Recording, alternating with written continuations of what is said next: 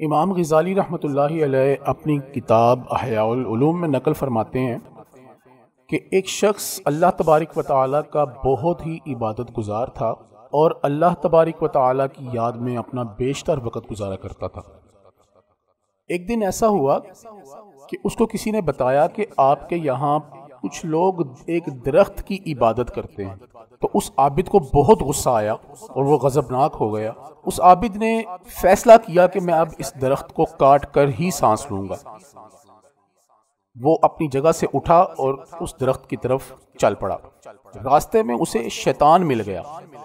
شیطان نے اسے روکا، انسانی شکل میں تھا۔ اس نے اس کو روک لیا۔ اس نے پوچھا، بھائی تم کدھر جا رہے ہو؟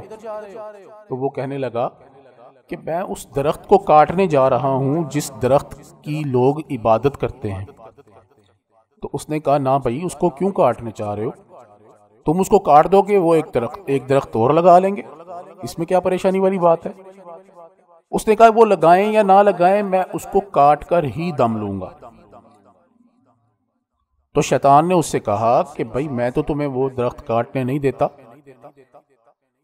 اس نے کہا، تم نہ کاٹنے دو، میں تو کاٹ کر ہی رہوں گا، مجھے تمہارے ساتھ جنگ بھی کرنی پڑی تو میں جنگ کر کے بھی اس درخت کو کاٹ کر رہوں گا۔ خیر، شیطان غضبناک ہوا، شیطان نے اس کو پکڑ لیا، اس کے ساتھ جھگڑا کیا، لیکن آخر یہ ہوا کہ وہ جو عابد تھا وہ شیطان کے اوپر بیٹھ گیا، غالب آ گیا شیطان پر۔ اب شیطان نے اس سے معافیاں مانگی، اس کو کہا، مجھے چھوڑ دو، میں تمہیں ایک بات بتاتا ہوں جس سے یہ جھگڑا ختم ہو سکتا ہے۔ اس نے کہا، چلو ٹھیک ہے، بتاؤ۔ اس نے شیطان کو چھوڑا۔ شیطان نے کہا، بھائی بات یہ ہے کہ تم اس درخت کو کاٹنے کے لیے کیوں نکلے ہو؟ تم کوئی نبی ہو؟ تمہیں اللہ تبارک و تعالیٰ کا آرڈر آیا ہے، تم کیوں اس درخت کو کاٹنے کے لیے نکلے ہو؟ تو وہ کہنے لگا کہ بھائی اللہ کا آرڈر نہیں آیا، میں نبی بھی نہیں ہوں، لیکن میں اس درخت کو اس لیے کاٹنا چاہتا ہوں کہ وہ لوگ اللہ کی عبادت کریں، نہ کہ اس درخت کی عبادت کریں۔ اب شیطان دوبارہ اس کے در پہ ہو گیا، اس کو پھر سے پچھاڑنے لگا، لیکن شیطان کی طاقت اس عابد کی طاقت سے کم پڑ گئی اور دوبارہ شیطان جو ہے وہ مات کھا گیا۔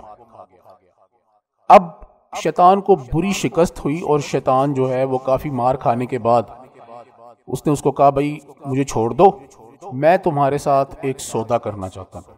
اس نے کہا، اچھا چلو بتاؤ۔ اس نے شیطان کو چھوڑ دیا۔ اب شیطان نے اس کو بولا کہ تم ایسے کرو، تم واپس چلے جاؤ اور اپنے عزیز و اقربا کی جا کے پرورش کرو، وہ لوگ جو تمہیں کھلاتے ہیں تم ان کو کھلاؤ۔ تم تو اپنی جگہ پہ بیٹھ کے عبادت کر رہے ہو، لوگ تمہیں نذرانے پیش کرتے ہیں، لوگ تمہیں آ کے کچھ نہ کچھ دیتے ہیں، تو تمہارا کھانے پینے کا سرکٹ چلتا ہے، تم ایسے کرو تو تم ان لوگوں کی کفالت کرو۔ اس نے کہا، وہ کیسے؟ شیطان نے کہا، بھائی جب رات کو تم سو جاؤ گے تو تمہارے سرہانے 2 دینار میں رکھ دیا کروں گا، صبح کو تمہیں وہ دینار مل جایا کریں گے۔ اس نے کہا، جی ٹھیک ہے۔ اب وہ عابد واپس چلا گیا۔ رات کو جب وہ سو گیا، صبح اٹھا تو اس کے سرہانے 2 دینار تھے۔ اس نے کہا، یہ تو بہت اچھا ہو گیا۔ اگلے دن پھر جب وہ رات کو سویا، صبح جب اٹھا تو اس کے سرہانے 2 دینار تھے، بڑا خوش ہو گیا۔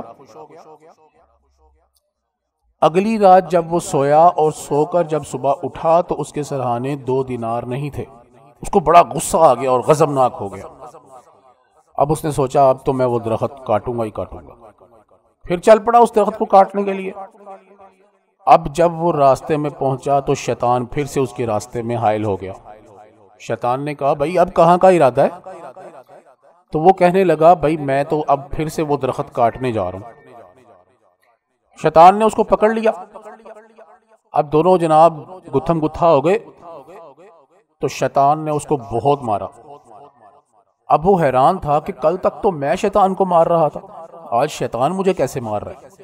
اس کو تو نہیں پتا تھا کہ وہ شیطان ہے، لیکن بہرحال وہ اس سے مار کھا رہا تھا۔ عابد جو ہے اس شخص سے، جو شیطان نما شخص تھا، اس سے مار کھا رہا تھا۔